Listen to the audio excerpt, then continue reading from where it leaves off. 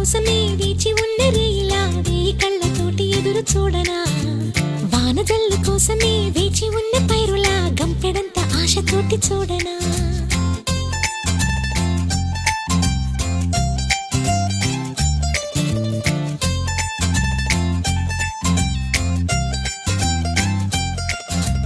జోల పాట కోసం